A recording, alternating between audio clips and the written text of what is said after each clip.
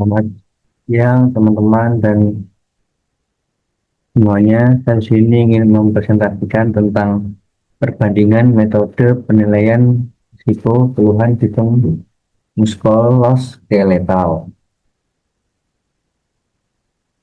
Pendahuluan, keluhan sistem muskuloskeletal atau MSDS merupakan gangguan umum berdasarkan terjadi lingkungan kerja.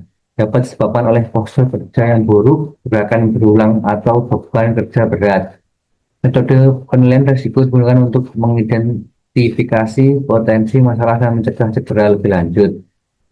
Beberapa metode populer, RULA, REBA, OWAS, dan Nordic Body Map. Jadi kita masuk ke metode RULA.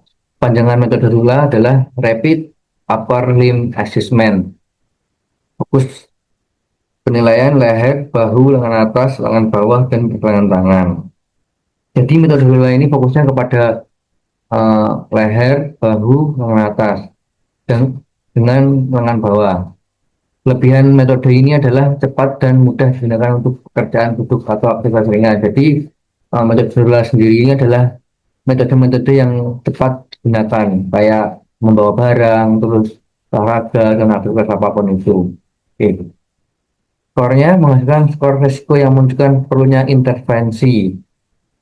Jadi kayak leher, bahu, lengan atas, lengan bawah. Dalam metode RULA ini adalah untuk harus adanya istirahatan atau kayak intervensi seperti itu. Jadi jangan terlalu sering diforsir tenaganya. Kelemahan tidak menilai secara menyeluruh bagian tubuh bagian bawah. Metode REBA. REBA adalah Rapid Anterior Body Assessment. Fokus penilaian leher, punggung, kaki, dan ekstremitas atas.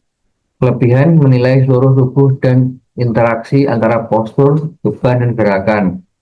Aplikasi cocok untuk pekerjaan rumah sakit, industri, dan konstruksi.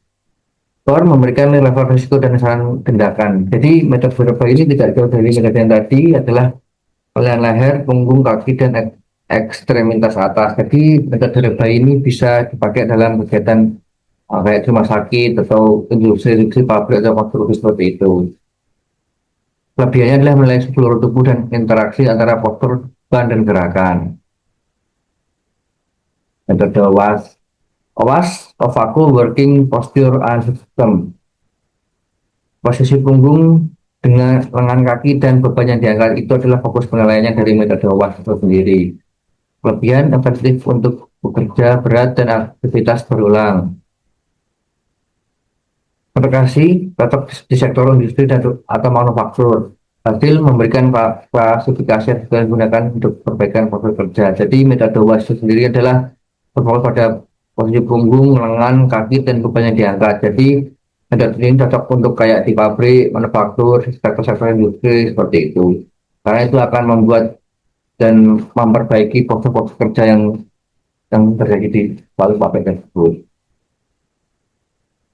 Metode Nordic Body Map.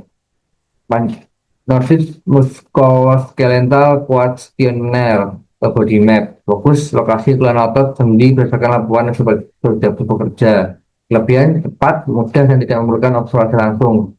Survei awal ataupun awal rutin keluhan bekerja. Peta tubuh bersiara dengan keluhan tertinggi. Jadi metode Nordic Body Map ini adalah keluhan sangat tinggi teman-teman, karena yang diserang adalah otot dan sendi-sendi. Nah, maka ini itu sangat dapat ditemukan di satu pabrik atau di manufaktur lainnya. Pasti banyak yang keluhan tentang otot, tentang sendi-sendi yang sakit seperti itu. Jadi dengan adanya ini kita bisa melihat bahwa gunaan metode ini adalah untuk melihat dan mengecek para karyawan yang bekerja di suatu manufaktur. Oke, ini ada tabel perbandingannya. Aspek, fokus, RULA ekstremitas atas, REBA seluruh tubuh, OWAS postur umum, Nordic Body keluhan subjektif, kiris data, observasi kuesioner. Untuk yang ini kuesioner karena ya kan tidak mungkin harus observasi satu persatu para karyawan yang bekerja di suatu pabrik. Jadinya adalah dengan metode kuesioner. Untuk kerja duduk, kerja dinamis, industri, semua sektor. Output skor risiko, kategori risiko, peta keluhan. Kelebihan cepat dan praktis, kompresif, sederhana dan mudah digunakan. Jadi tabel-tabel ini adalah tabel-tabel ini menunjukkan jenis-jenis metode dan aspek-aspek yang digunakan dalam metode-metode yang ada seperti itu kayak RULA, REBA, OWAS. Gitu. Oke, kesimpulannya tidak ada satu metode yang sempurna untuk semua jenis pekerjaan. Pemilih metode harus mempertimbangkan jenis aktivitas, postur, dan tujuan evaluasi. Kombinasi metode seringkali memberikan hasil yang lebih komprehensif. Nah, jadi metode-metode yang dilakukan secara langsung tidak memastikan bahwa apa yang kita inginkan itu tercapai karena terkadang metode-metode yang kita pakai itu bisa keliru atau bagaimana. Jadi harus mengetahui dulu apa yang mau diobservasi dan metode-metode apa yang mau digunakan. Itu teman-teman. Sekian dan terima kasih.